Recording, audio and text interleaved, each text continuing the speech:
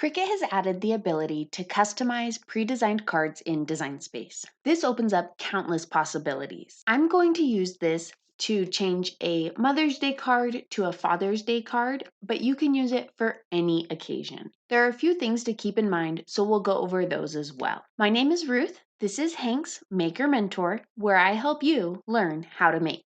The first thing I'm going to do is go into finished size. It defaults to R10, but most of the cards you'll buy either from Cricut or other places will be A2 cards.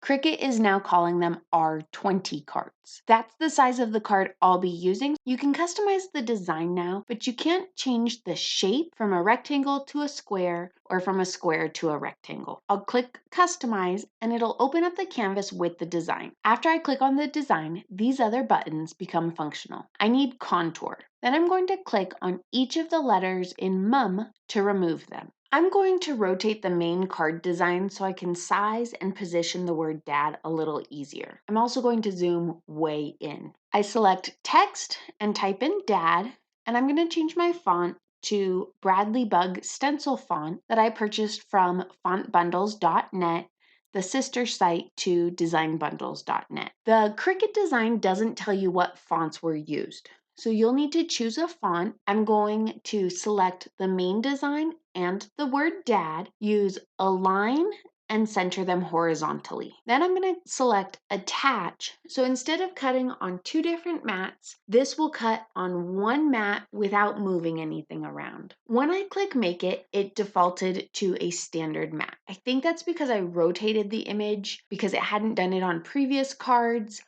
but I can change it back to the card mat here on the left. I'm going to move the design to the second spot to try to use my card mat evenly. Let's go to my craft table and I'll show you what tools I'm using and the card I chose. Then we'll cut the design. I decided to use my Cricut Explore Air 2 and the 2x2 Cricut Card Mat. I also grabbed my Stab and Grab tweezers from 143vinyl.com. I absolutely love these. They are super sharp, but they're also tweezers. They work great for weeding and for making sure that things cut through properly. This is my little red scraper, also from 143vinyl.com. I use it to scrape all the remaining pieces of material away. It's a firm plastic. The Cricut scraper also works really well for this. One of my favorite card making tools is this angled spatula. This is the Wilton 9-inch angled spatula, but you could use a variety of different spatulas. I use it to help get under the card to lift up without tearing. These are the cards I'm using.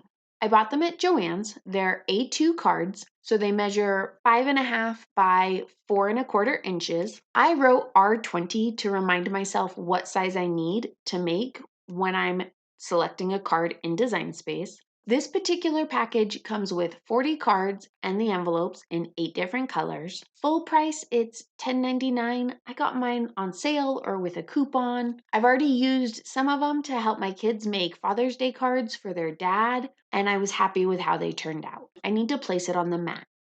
If you haven't used the Cricut card mats before, you want to place the back of the card behind this layer to prevent it from cutting through. You want to make sure you slide it all the way in before you press the front of the card down. I remove my protective sheet after I have the card positioned to prevent premature placement. I also found that taking off the other side helps, even if I'm not doing more than 1 or 2 cards, since the sheet tries to catch on the bar. You can slide your star wheels over to the center to keep them from indenting your card. Then you'll load and cut. I'm going to test one of these small pieces to make sure it cut properly, which it did, so I'll unload the mat. I use my Stab and Grab tweezers and spatula to lift the card away from the mat. Make sure you're paying attention and going slow so you don't rip the card.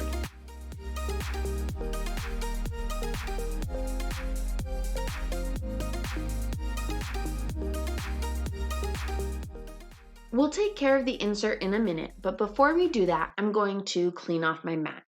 The longer you leave stuff sitting on your mat, the harder it will be to get off later. Cricut suggests wiping towards the top or the bottom of your mat, not the sides, since the little grooves here can have the debris get caught in them. Once you've gotten it all off, recover it with the protective sheet. Since these cards don't come with a pre-made insert, I need to cut my own.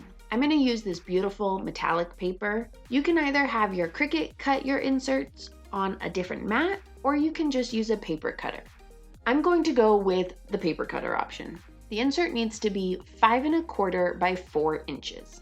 When I'm inserting the insert, I like to start on the corners closest to the spine of the card. In this case, the ones closest to the top of the design, because I find it's easier to work with, especially when you're using a thicker insert. Then finish up the other corners, and we have a card that's ready for us to sign and put in the included envelope. This went quick enough that you can do this as a last-minute card and still have it be super personalized. If you want to learn more about creating cards with Cricut, check out this video. Thanks for watching Hank's Maker Mentor. Until next time, bye.